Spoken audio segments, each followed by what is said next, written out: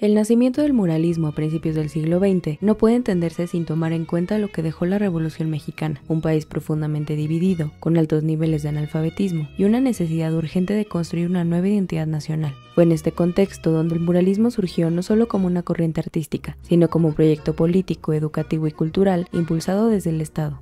El arte debía salir de los salones elitistas y hablarle al pueblo. Debía convertirse en una herramienta de conciencia social, de memoria colectiva y de transformación. La educación en México durante la década de 1920 atravesaba un proceso de reinvención. Se impulsaron campañas de alfabetización, escuelas rurales y bibliotecas populares, pero la apuesta por el arte como recurso pedagógico fue una innovación radical. El distintivo principal del muralismo fue la deliberada búsqueda de una esencia mexicana, diferenciándose de las influencias europeas al plasmar la estética indígena y los temas nacionales. El muralismo trascendió la esfera puramente artística para consolidarse como un movimiento político y social de gran importancia, ya que tocaba temas como la revolución, la lucha de clases y la figura del indígena. Los muralistas plasmaron escenas de la historia de México en espacios públicos, desde plazas hasta edificios gubernamentales, con el propósito de generar un sentimiento de identidad y pertenencia nacional. En este propósito, el edificio de la Secretaría de Educación Pública, ubicado en el centro histórico de la Ciudad de México y que actualmente es el Museo Vivo del Muralismo, se convirtió en uno de los pilares fundamentales para el desarrollo de este movimiento artístico.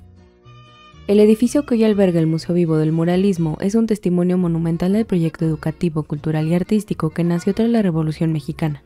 El complejo está conformado por dos edificios colindantes delimitados por las calles República de Venezuela, Luis González Obregón, República de Argentina y República de Brasil. Su entorno, lleno de construcciones virreinales, lo convierte en una joya arquitectónica dentro de un contexto patrimonial invaluable. El primer edificio, al que se accede por la calle República de Argentina, fue construido sobre los restos del antiguo convento de la Encarnación. Aunque solo queda en pie la iglesia del siglo XVII, esta fue usada en 1924 como Biblioteca Iberoamericana, también conocida como la Biblioteca y Sala de Banderas Hispanoamericanas.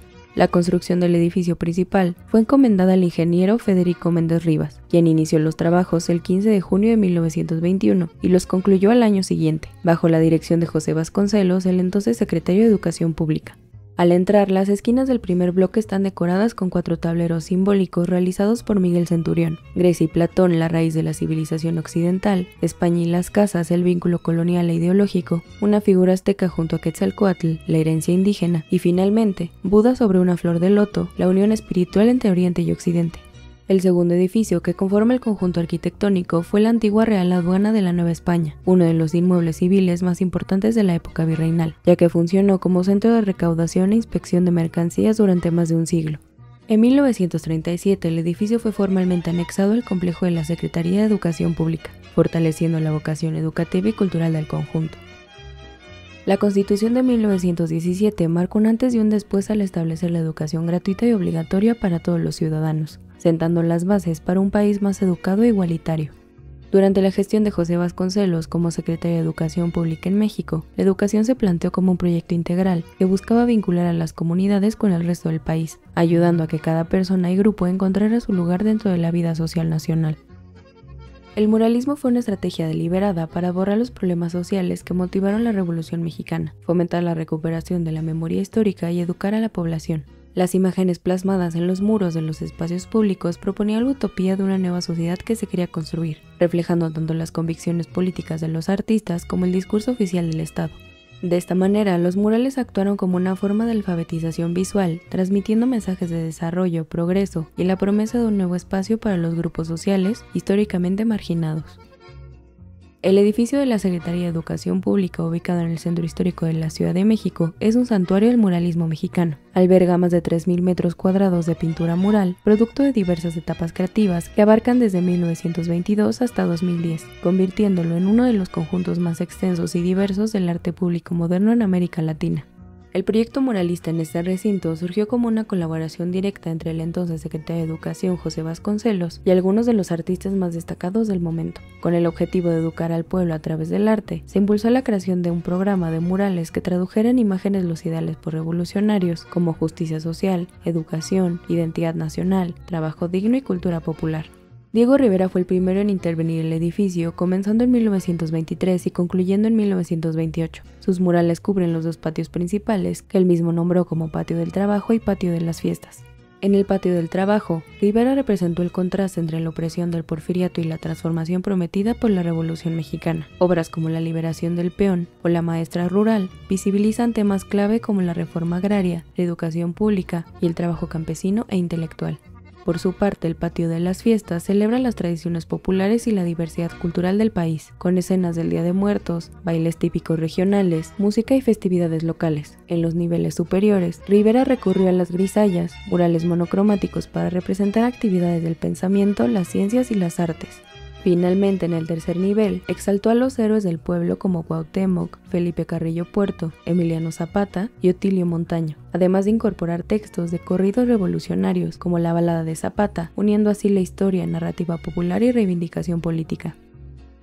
David Alfaro Siqueiros, por ejemplo, pintó el mural titulado Patricios y Patricias, donde exalta la dignidad del pueblo mexicano en contraposición a la visión elitista de la historia. Con su estilo dinámico y experimental, Siqueiros sumó al discurso visual una mirada más crítica y revolucionaria. Roberto Montenegro, en cambio, aportó una estética más simbólica y decorativa. Intervino el Salón Iberoamericano con el mural La Unión de América Latina, una alegoría de fraternidad continental, y decoró el despacho del propio Vasconcelos con el mural La Sabiduría, en el que personifica la transmisión del conocimiento a través de una figura femenina inspirada en el pensamiento clásico. El conjunto mural del edificio también incluye obras de Luis Nishizawa, Javier Guerrero, Pablo Higgins, Máximo Pacheco, Jean Charlot, Manuel Felgueres, Federico Canesi, Eric Mose, Raúl Anguiano, Amado de la Cueva y José Chávez Morado, entre otros. Cada uno contribuyó con una visión particular del México moderno y sus problemáticas sociales, políticas y culturales, enriqueciendo así la diversidad formal y temática del proyecto. Uno de los espacios menos conocidos pero más antiguos del conjunto está en el edificio de la Real Aduana, donde se conserva una pintura en el techo que representa una alegoría de la comunicación. Esta obra, realizada en un lenguaje más académico y clásico, contrasta visualmente con los murales posteriores, pero marca el inicio de una transformación que convirtió a este complejo en un museo vivo del muralismo mexicano. Los murales de la Secretaría de Educación Pública son un reflejo de la conjunción social que emergió de la Revolución, buscando la reivindicación de lo social desde el campo y el ámbito laboral y la consolidación de una nueva noción de Estado nacional. Las obras no solo encarnan una narrativa estatal unificada, sino también la compleja integración de la agencia artística individual, las ideologías políticas en evolución y la propia definición de arte público en un contexto revolucionario. Los murales son documentos históricos que reflejan las luchas internas y los debates dentro de la vanguardia intelectual y artística revolucionaria, encarnando la tensión entre la propaganda patrocinada por el Estado y las interpretaciones individuales y los compromisos políticos de los artistas. La iniciativa de volver este espacio un museo no se limita a preservar las obras, sino que busca reactivar su potencia pedagógica y política, devolviéndole al muralismo su vocación original de diálogo con el pueblo.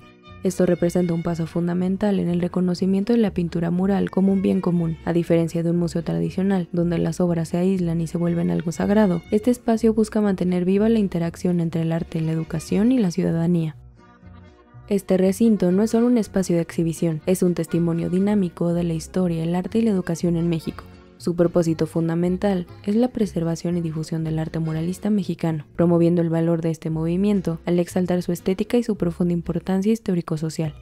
El concepto de vivo en su nombre es clave, busca poner a las personas en el centro, interpelando al público y manteniendo la relevancia del muralismo en el presente, no solo como registro de lo que ya pasó. El Museo Vivo del Muralismo ofrece una experiencia inmersiva que permite a los visitantes recorrer más de 3.000 metros cuadrados de murales, explorando la evolución y el impacto de este arte en la cultura mexicana. Al hacerlo, revela el lado humano y fascinante del México cultural del siglo XX, conectando el pasado con el presente y haciendo que la historia sea accesible y relevante para las nuevas generaciones. En esencia, el Museo Vivo del Muralismo es un testimonio vivo de una de las vanguardias artísticas más duraderas de México, un lugar donde las luchas sociales y los ideales de la Revolución Mexicana, como la educación y la tierra, siguen siendo narrados y comprendidos. Es un espacio que no solo celebra el arte, sino también la historia de un movimiento que fue fundamental en la construcción de la identidad nacional y en la aspiración de un país más justo y educado.